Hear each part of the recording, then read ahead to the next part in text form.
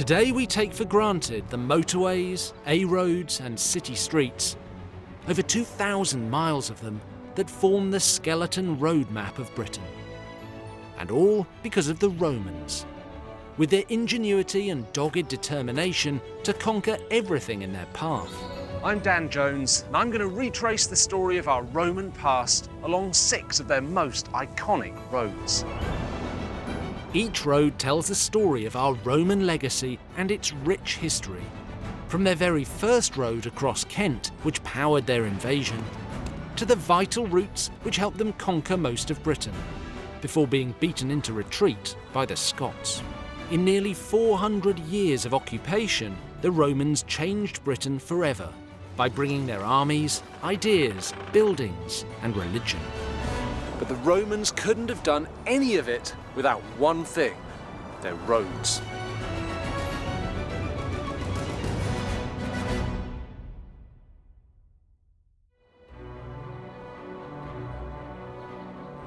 Sometimes when you're walking or driving around Britain, you'll find yourself on a road that's absolutely ramrod straight.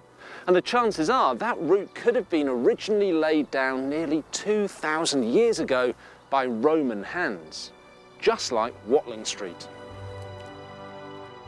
Running all the way from the Kent coast to the Midlands and on towards the Welsh borders, Watling Street has 2 defining features. It was the first road that the Romans built in Britain, and at 240 miles, it was also the longest. The story of Watling Street is the story of the Roman invasion. As I travel this road, I'll be able to plot just how the Romans conquered Britain, from the immediate widespread impact of building it to the fierce battles fought along it. 2,000 years ago, Britain was a great prize that had yet to be conquered by the Romans. The Roman Empire lasted for more than 1,500 years. During that time, the Romans invaded southern and eastern Europe and large parts of North Africa. Wherever they went, they took their language, their art, their religion and their government. Now, to keep this massive empire under control, they needed to be able to move their armies about quickly. And to do that, they needed to build roads. Before the Romans launched their full invasion, Julius Caesar came on a scouting mission in 55 BC. He landed with a small force of Romans on the southeast coast of England. Caesar came ashore somewhere around here at Pegwell Bay in Kent. Now, the way he told it, this was a heroic endeavour. Don't forget that in Roman times, Britain was the edge of the known world. Now, in fact, Caesar didn't stay very long, but while he was here, the locals made quite an impression. He wrote, "All the Britons paint themselves with a dark blue colour. By this means they appear more frightening in battle. They have long hair and shave their bodies, all except for their head and upper lip. Groups of 10 or 12 men share their wives in common, particularly between brothers, fathers and sons." Caesar made his mark by establishing trading links with the empire, but the Romans would ultimately return in force. I'm heading to the site of the key Roman invasion, where the story of Watling Street and Britain's Roman road network really begins: Richborough. At the time, it would have been a trading port for the Britons. When the Emperor Claudius sent his invasion fleet in 43 AD, this time the Romans really meant business. Claudius brought a massive army of 4 legions and 20,000 auxiliaries. They set sail from the coast of Gaul, that's modern France, and landed at Richborough. This was where the Roman armies gathered as they began their invasion of Britain, along a road they were about to build, Watling Street. Dr. Andrew Roberts is one of the historians who looks after the ancient Roman remains where the road begins. This is Richborough. It is, it's wet Richborough. The Richborough site was founded at the time of the Claudian invasion. So, Andrew, we're now standing on the beginning of Watling Street. I mean, it doesn't necessarily look like it. Well, it was a bit grander in Roman times, but it's still pretty impressive today. We're standing on what was effectively a crossroads that sat beneath a monumental arch that towered over Richborough and probably would have been seen for some miles away. The Romans were master arch builders. We see them all over the empire. The arch on Watling Street might have looked something like this reconstruction. Arches similar to this have been found across Europe. And was the idea that when people came through this arch, they really knew that they were now entering Roman Britain? Absolutely. Part of the reason why the arch is built here was to mark Richborough as the Accessus Britanniae, the official gateway to Roman Britain. Was Watling Street essential to the success of the invasion? I think Watling Street was as part of the road network that was quickly formalised by the army. So Watling Street's very important for getting men and equipment and supplies further inland to the central parts of Britain. And then after that, Richborough becomes a port and a town. So it's going to be an important trade route for Roman goods coming from well across the empire. As I set off on my journey across the very first Roman road in Britain, it's amazing to think I'll be following the same route taken by Roman emperors, generals and centurions almost 2,000 years ago. As the Romans headed up Watling Street to conquer Britannia, they would have faced difficult journeys on foot or in chariots. As it won't be much fun walking in the pouring rain along the motorway that takes the same route, I'll cover some of this journey by car. From Richborough, Watling Street snakes its way west to Canterbury, and then on towards London. It shares a very similar route to what is now the A2. Parts of the road still use the same name. Watling Street would have brought the Romans to the first major obstacle in their invasion plan. I'm now in Rochester, which is about 35 miles from where the Romans landed during their invasion of Britain in the 1st century AD. And this is a crucial point in the history of Watling Street, because when the Roman army arrived here, they were faced with two major obstacles.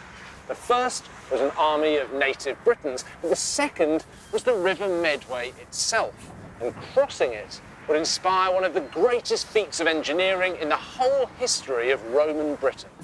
After defeating the tribes who were defending the river, it was vital that the Romans found a way to cross the mighty Medway, to avoid having to take a massive detour.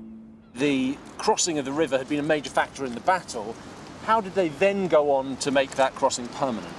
Well, the key thing is they build a river crossing, and they build the river crossing here in Rochester. So Rochester's here because it's where the Romans decided to cross Watling Street over the River Medway.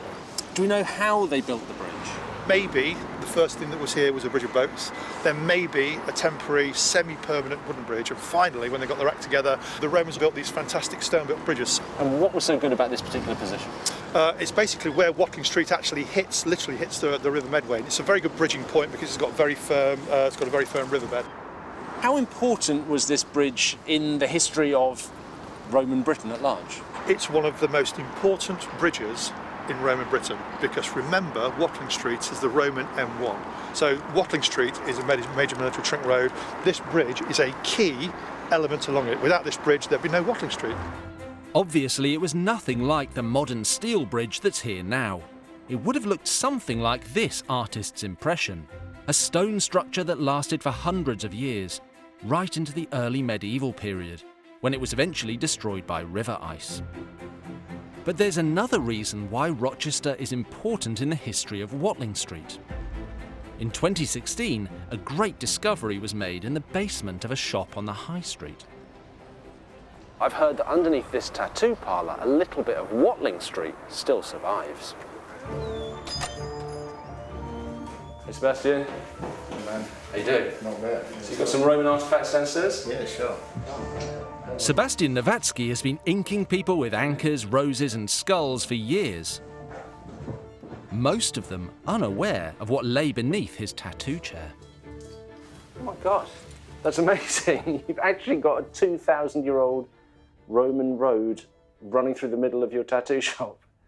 How did they discover that this was actually here in the first place? Yeah, the builders discovered this and the archaeologists came over and checked, and apparently it's 2,000 years old, so. You ever heard of another tattoo shop with a Roman road running under it? No, not really, no. I'm the lucky one here. It's crazy that it's down here in the basement of your shop when the high street is, what, like 2 or 3 metres above us. Mm-hmm. So I guess in Roman times, the level of the town was just much lower. Yeah, that's apparently the original level of Rochester. So do you worry when you're working you're like going to spill ink on the Roman road? I'm pretty clean when I'm working, so. So tell me, were there tattoos in Roman times? Yeah, it was. Yeah, Romans used tattooing to mark slaves, just in case they run away. They will find out who they belongs to. Also, they was using for criminals to tattoo all the crimes on the visible places, like forearms or any visible parts of the bodies to mark their crimes. So it must have really hurt getting a tattoo in Roman times. I mean, what were they using? It's a bone or... Definitely, they haven't got the equipment we have nowadays. Probably using some stones. I would imagine they cut the skin and just inject the ink. That's... Do you have to like take a lot of care to keep it in good condition? We clean the stones from time to time, just because it's a basement, so we have quite big humidity. Yeah. So for me, it's kind of crazy to think that right here, emperors could have passed along this street. You can really see the quality, the brilliance of the engineering, all of these slabs perfectly laid out and incredibly robust and still in use, still standing up to everyday use nearly 2,000 years after they were laid down. And of course what you can also see, even in this very short stretch of Watling Street, is these beautiful parallel straight lines, absolutely characteristic of Roman road building. So I suppose the question is, how did the Romans get their roads so straight? I'm uncovering the story behind the great Roman roads that have run the length and breadth of Britain for hundreds of years. My first journey is along 240 miles of Watling Street, the first of their roads in Britain, used by their army to conquer our land. But how did they actually go about building it? To find out, I'm meeting Andrew Hyam, an archaeologist from Leicester University who has studied Roman building techniques. So Andy, imagine I'm a Roman, it's not too much of a stretch, I know. How do I get my road straight? It's a very simple principle. There's no GPS or anything like that. So long as you've got a good line of sight, if you've got 3 sticks, you can create a straight line. You have your surveyor and you have your assistant. Okay. The assistant has all the sticks. Right. The surveyor stands in one place.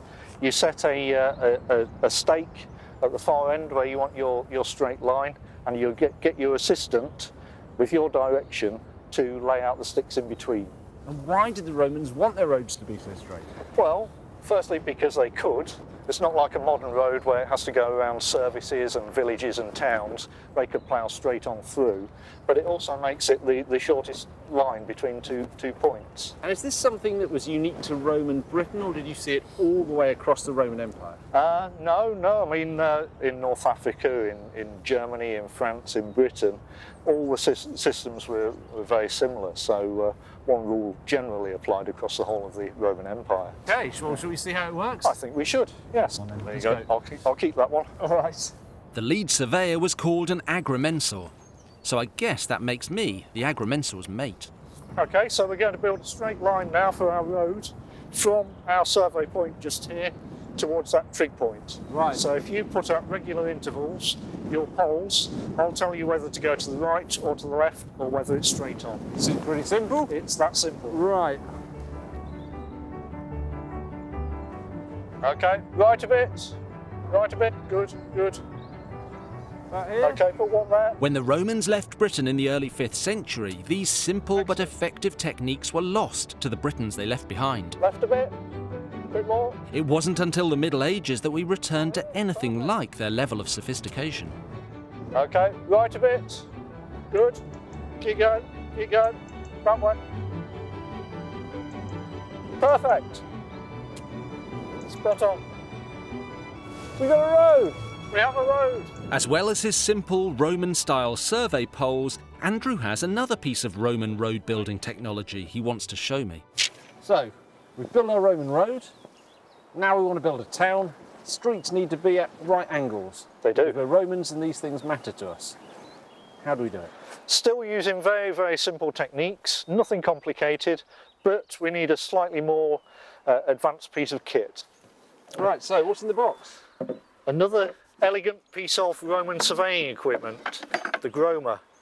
If you want to look after that. It all works again on lines of sight and gravity. And this is technology that we know the Romans had? We have evidence of tombstones with pictures of a Roman groma engraved on it. Really? Yes. So the Romans were very proud of this technology, I imagine? They really were. I mean, again, the Romans were experts at taking very simple techniques, standardising it, and using it to very good advantage. And then this is the actual working piece, which fits onto a peg at the top up here. How does it work? Again, as we saw when we were building the Roman road, it's all on lines of sight. So we've got 4 weights, each in line with each other. So you line these 2 strings up and you get a straight line that way. I can then turn at 90 degrees, you've got another one. Amazing, isn't it? A piece of kit like this generated a pattern of streets and town planning that we see from right across the Roman Empire, from Britain in the west to Syria in the east. I'm always amazed at how simple it is.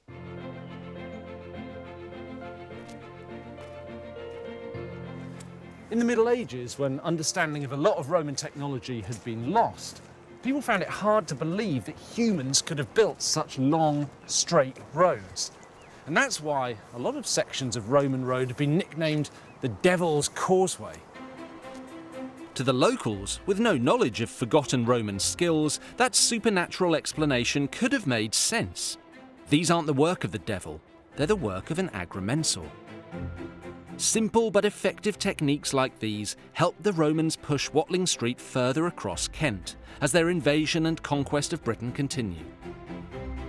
The towns of Dartford and Bexley Heath now stand on this historic route, and in Bexley Heath, it's now totally blocked by a superstore, so we have to turn off. Around 8 miles southeast of central London, the road reaches the high ground at Blackheath and then continues down into the Thames Valley towards the river, which means that Watling Street runs straight into the place that's grown to be our nation's capital. Historians are uncertain whether the land was occupied when the Romans arrived, but we do know that at the time it was a marshy area, threaded with small rivers and streams like the River Fleet. They're still there today, but deep underground. Fleet Street runs directly over the ancient watercourse. From this unpromising start, within 20 years the Romans had built a small town, roughly half a square mile in size, with a fortified garrison. Londinium rapidly became a thriving hub, providing road links across Britain and to the larger empire across the Channel. To learn more about the life the Romans created for themselves here, I've come to visit some fascinating Roman remains, buried under the city just north of London Bridge. 2,000 years ago, this site was a temple to Mithras, a Roman fertility god who inspired cult worship. I'm meeting historian Sophie Jackson to find out more about what was uncovered here. When the Roman armies used roads like Watling Street to colonise a place, they carried a lot of baggage with them. So this is an amazing display. What is it all? Well, this is a very small sample of the many, many thousands of finds which were excavated when the Bloomberg building went up.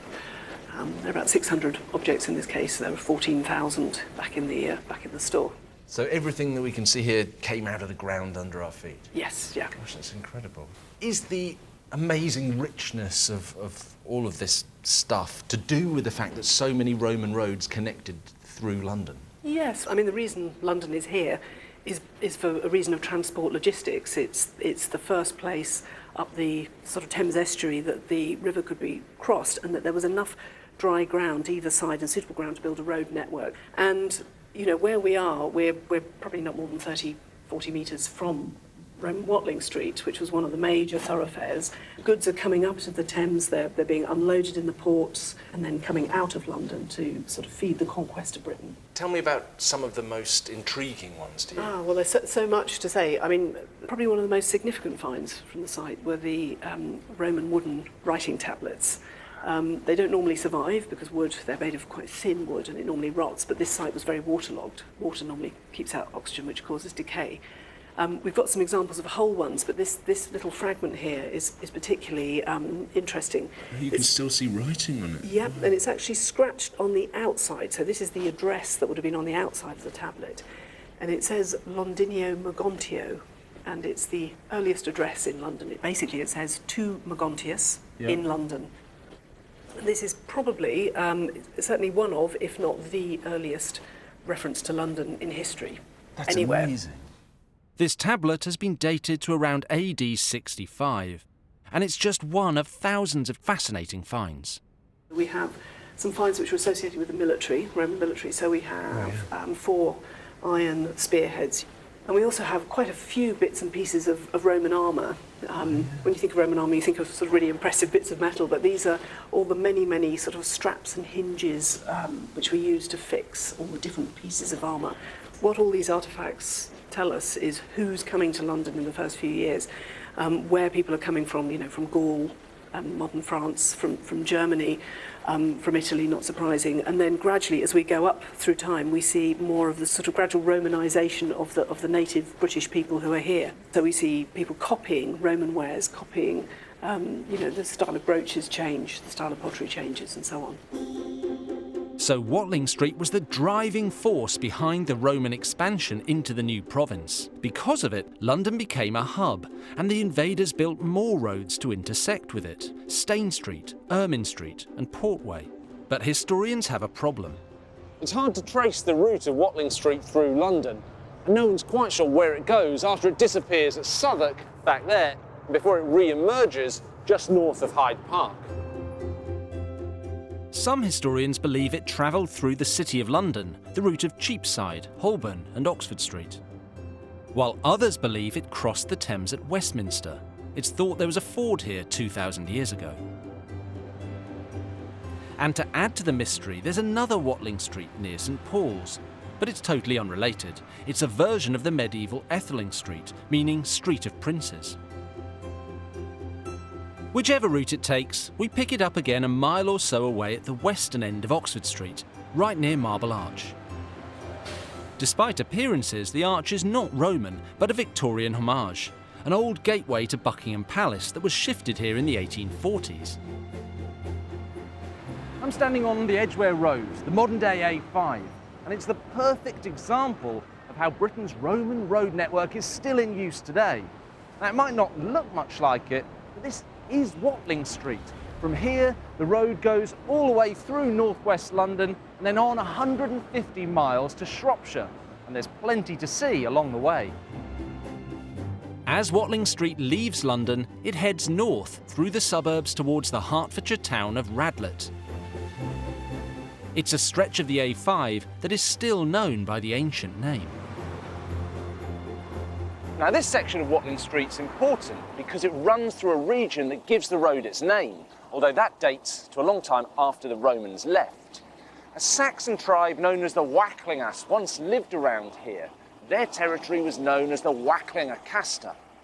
By the 9th century AD, the road they used was known as Watling Street, or as we call it today, Watling Street.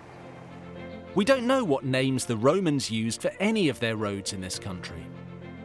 We know that back home in Italy, they had legendary streets like the Via Appia, but the names in Britain date from long after the Romans left. Throughout the medieval period, the name Watling Street was applied to the entire route, all 240 miles of it, running from the Kent coast to Shropshire. By travelling along Watling Street, the first Roman road built in Britain, I'm investigating the Roman invasion and occupation of Britain in the 1st century AD. This road was used to carry their armies into the heartland of what they knew as Britannia. So far I've covered around 100 miles, from the Kent coast to Hertfordshire, roughly halfway. I'm on my way to the next major site along the route, which began as a vital staging post for the invading army. I'm walking along Watling Street in the direction of St Albans, which is just up ahead. Now, nearly 2,000 years ago, St Albans was known as Verulamium. It grew up along this street to become one of the largest and most prosperous towns in Roman Britain. We're thousands of miles from Italy, but like all their occupied territories in Europe, the Romans were keen to make this new town feel just like home. Verulamium had buildings such as a theatre, houses with underfloor heating, and beautiful mosaic floors, just like Rome itself. This remarkable town was discovered and excavated in the 1930s, and I'm meeting David Thorold, curator of the Verulamium Museum, to discover what makes it so unique. If this was Roman times, where would we be standing now? We're just at the gateway into the entrance to the town. So if you're travelling out of London along Watling Street, this is where you'd approach the town from. And what we have here are the foundations of the gateway as you entered into the town. Can you give me a picture of what this would have looked like? What we would have seen here is basically two entranceways through the middle of a gateway, which would allow the carriages and vehicles to come inside and out. And then on the outside, we have a gate, a tower, which would be framing the building. And then over the top, we'd be looking at a crenellated walkway and guard posts on it. So was this primarily for security, or was it just to impress people as they arrived? It's probably a bit of both, to be honest. So it was made to look impressive to people from London as they approached. So when the Romans arrived here, what did they find? Was this already a town? Kind of. We're in a sort of shallow valley here with a marshy river, and Verulamium seems to have developed as a crossing point on the river for trade purposes. And how were the Romans received? I mean, were they welcomed, or was there a lot of hostility and antagonism? Well, that is interesting because the local tribe were on very friendly terms with the Romans, didn't oppose their presence, and may indeed have been helping them out. So it looks very strongly like the local tribe decided that they were actually better off being part of the empire than opposing it. By 50 AD, Verulamium had been granted the rank of municipium, meaning its citizens had official protection. The town soon benefited from Roman influence. David, what am I looking at here? This is a very nice example of a Roman mosaic. So this mosaic was once part of what sounds to me like a very plush property. Absolutely. This is an extremely wealthy townhouse for a rich citizen of Verulamium. Do we know where the craftsmen came from who made a mosaic like this, if this wasn't native technology to Britain? Well, we think it probably was. Certainly by the time these mosaics are going down, the Romans have been here for many generations, and what we seem to be looking at is a local producer who is designing and laying most of the mosaics in the region. Mosaics were common in ancient Greece, so the Romans were adopting someone else's idea, as they so often did. Created from thousands of tiny tiles, mosaic making was highly skilled work. They often featured gods, animals, and complex geometric designs, and they were high-value status symbols for any Roman who wanted to show off to the neighbours. And did the wealth of Verulamium and houses like this depend on Watling Street? Being on Watling Street, you're on one of the main arteries of the Roman Empire, so we may be out in the sticks in the province of Britain, but you are linked to all the other towns in the Roman Empire. And Verulamium has an advantage in that it is very close to the port of Londinium, so we have a lot of business passing through. So you have merchants passing through the town, you have traders passing through, lots of buying and selling going on, and you've got goods going back out the other way as well. So it's a vital link in the business of empire. The locals in St Albans might have been compliant with this Romanisation, but northeast of here, there was a tribal queen who wasn't convinced that buddying up with the Romans was a good idea. Boudica was queen of the Iceni tribe who came from Anglia, and she wanted revenge against the Romans for the way they'd treated her lands and her people. Boudica's husband was king of the Iceni tribe, and when he died, the Romans forcibly seized his land, flogged Boudica, and raped her daughters. She wanted revenge. She rallied like-minded tribes, and together they went on a killing spree across eastern Britain. Now, the Roman historian Tacitus described what happened. He says, "The whole island rose in arms under the command of Boudica. They hunted down the Roman troops in their scattered posts, stormed the forts, and assaulted the colony itself, which they saw as the seat of their enslavement. Nor did the angry victors deny themselves any of the savagery characteristic of barbarians." Boudica turned the Romans' own roads against them and used them to travel south from her homeland. First, she attacked and destroyed the Roman city of Camulodunum, now Colchester, and then their capital, Londinium. Leaving London in ruins, Boudica's army continued their uprising and travelled northwest up Watling Street to Verulamium. The elegant town centre was burned to the ground and hundreds of citizens were slaughtered, but Boudica still wasn't finished. Leaving Verulamium as a smoking ruin, she headed further north with her army to face her biggest battle yet, the Battle of Watling Street. Boudica's army came face to face with around 10,000 Roman legionaries travelling in the opposite direction. The soldiers were commanded by the general Paulinus, who had recently put down a Druid uprising in North Wales. I'm close by Watling Street, not far from the place where Boudica's army fought the Romans. Now, because of that uprising, the Romans built a string of defensive forts here. I've come to explore a site built on the remains of one of them. Taking a slight detour from Watling Street, I'm heading to the Warwickshire village of Badgington, near Coventry. It's the site of Lunt Fort, built in the time of the first Roman invasion around 60 AD. It stayed in use for 20 years. The site was rediscovered by archaeologists in the 1930s and was partially rebuilt in the 1970s on the original foundations. Hello. How you doing? I'm all right, thank you. Thanks for braving the weather. Richard Brooks is a Roman expert here. What is this place? That's a good question. We're standing in what we call a gyrus, which is from the Greek word for circle. This is the only structure of its kind that's ever been discovered anywhere in a Roman fort, anywhere in the empire. So we think this is a cavalry training ring, because the Lunt was built at the height of the Boudican revolt, either just before or just after the climactic battle of Watling Street against Boudica.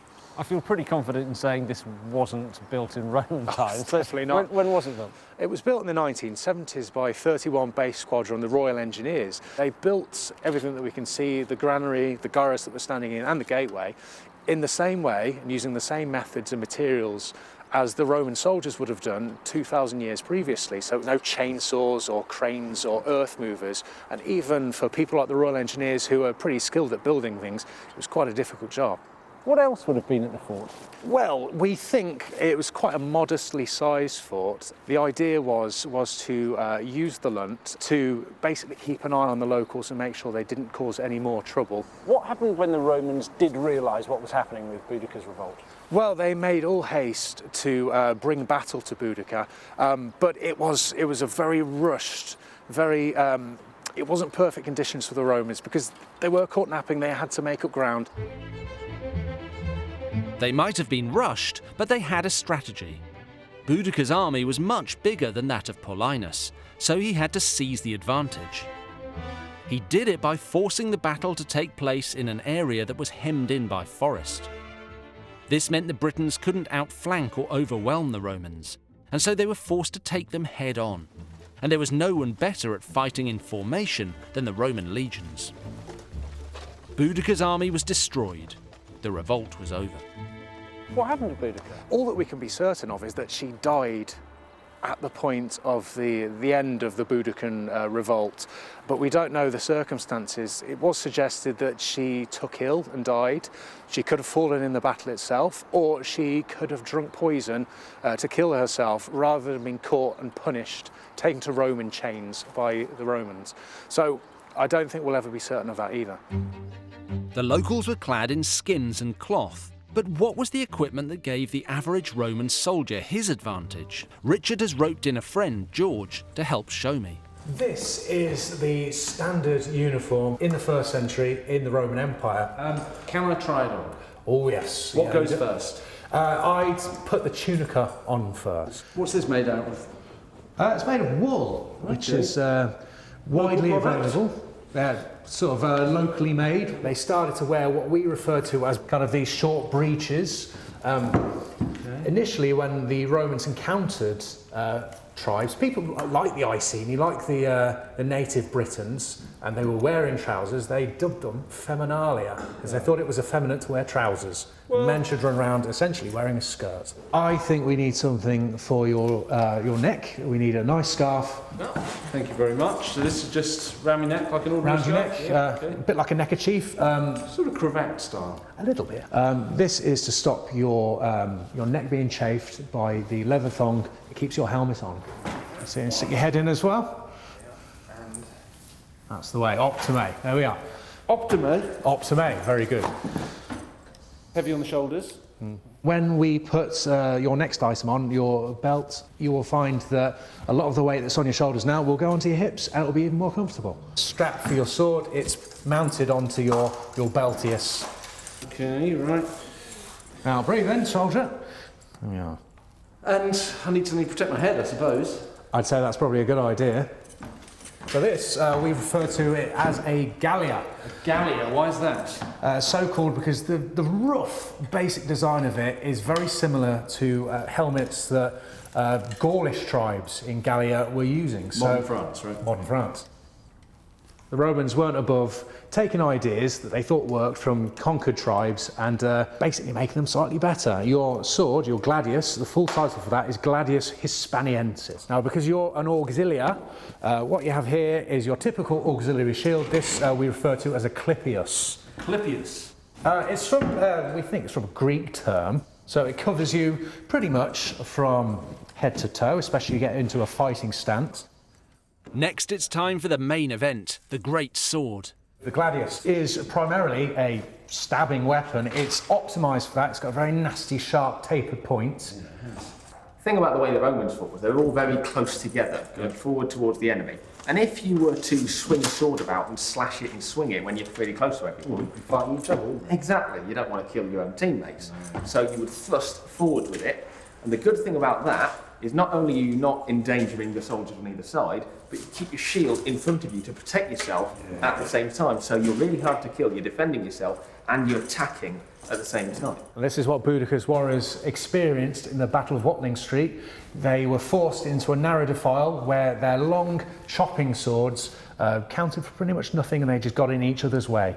So the Roman infantry, who were used to fighting close and in a brutal fashion, could just go to work.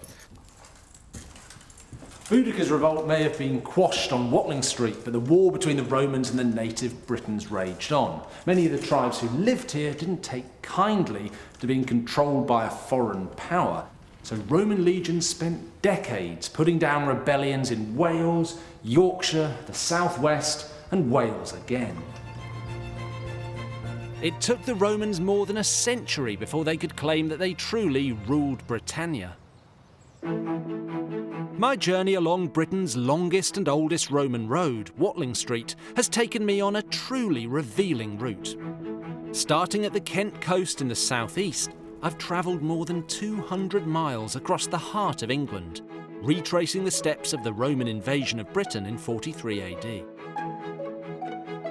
Watling Street was the trunk road that enabled the Romans to push their conquest across the length and breadth of the land. And nearly 2,000 years ago, it came to an end here, a place that for the Romans really was the end of the earth. This is Wroxeter in Shropshire, which the Romans called Viroconium. Now, like many places in the 1st century AD, it started life as a Roman legionary fortress, but a civilian settlement grew up around it, and soon it was a bustling city. From here there were roads and trackways that branched out into North Wales and further north to Hadrian's Wall and beyond. But historians agree that Wroxeter marks the end of the line for Watling Street. Cameron Moffat is the curator of collections here, with expert knowledge of how the Romans and the British combined to become something new. So this is part of what was once then a very busy Roman town. Why did the Romans have a town here? It's very much to do with Watling Street and access to the important ports and the important places in the far southeast. And Wroxeter really is effectively the terminus for Watling Street. After the Romans arrive here in the mid-1st century, we've got a military base, but it quite quickly turns into a civilian settlement. It does. I mean, first of all, you've got your military establishment, and there will have been settlements of local people on the peripheries. What happens is by the 80s AD, the military has moved on. They've conquered North Wales, they've moved the Legion up to Chester, and they don't need this for military purposes anymore. And what they do is they hand it over to the local tribe, the Cornovii, and they say, okay, here you go, make this into a town, and then we can come and charge you loads of tax. Tell me about this arch. It's absolutely enormous, isn't it? This piece of masonry is called the Old Work, and it's been called that for a few hundred years now. And this is what survives of the basilica. And this was an enormous exercise hall where people came and worked up a sweat. Like a gym? A gym, exactly, and with a few more functions as well. And it was very tall. Really, you could have seen this for many miles around. So this was an exercise hall. What else was going on here? You would get little traders who might be selling snacks, they might be offering to do your hair. If you've come and you've done your exercise, worked up a sweat, you cannot move on through what was a set of double doors into the bath suite, where you would then continue the whole process, going through cool rooms and then into warm rooms, having a slave scrape you down to get rid of all the nasty sweat. We're not in Pompeii, so I assume that wasn't buried. This has been standing since the Romans left it. That has been standing since the Romans left it, and it's really a tribute to their building techniques and the strength of their mortar. And those enterprising locals weren't averse to grabbing a bit of Roman luxury for themselves. Cameron's about to show me a reconstruction of the underfloor heating beneath the bathhouse. It sounds like a very modern idea. And so this was the hypocaust. So what happened here? Well, where we are standing now, we are below floor level, below Roman floor level. And this is where the heated air that was generated by an enormous furnace down at the far end of the building, this is how it moved underneath the floors and then came up into individual rooms through vents like we can see over there. So this is the famous Roman underfloor heating. This is it. Was bathing something particularly Roman, or would it have been familiar already to the local tribespeople? Well, bathing in this way, with all these elaborate facilities, this was definitely Roman. But I think it was appreciated by people wherever the Romans went. This is sort of the last bathhouse on Watling Street, if you like. Would there have been a sense that this was a frontier town, end of civilization, if you like, for the Romans, or not? You know, the Romans, they got everywhere, and but this was the place in this part of the country where you had all the facilities that you could possibly need, and in addition to the baths, there was a huge forum over the other side of Watling Street, where you would have the authorities and legal services, and everything is concentrated here. What started out as a military invasion in 43 AD, less than 100 years later, had resulted in a new kind of civilization, one in which the Romans and the Britons were living side by side. This wasn't just about rest and relaxation for Roman soldiers struggling through a harsh British winter. This was built by and for the local British population, enjoying all the comforts of Roman civilization here at the end of Watling Street. The road that was built for invasion and conquest, whose story is littered with bloody battles with native Britons, eventually reached its end in a town where the Romans and the Britons found themselves forced to live in harmony and share cultures, and even bathtubs.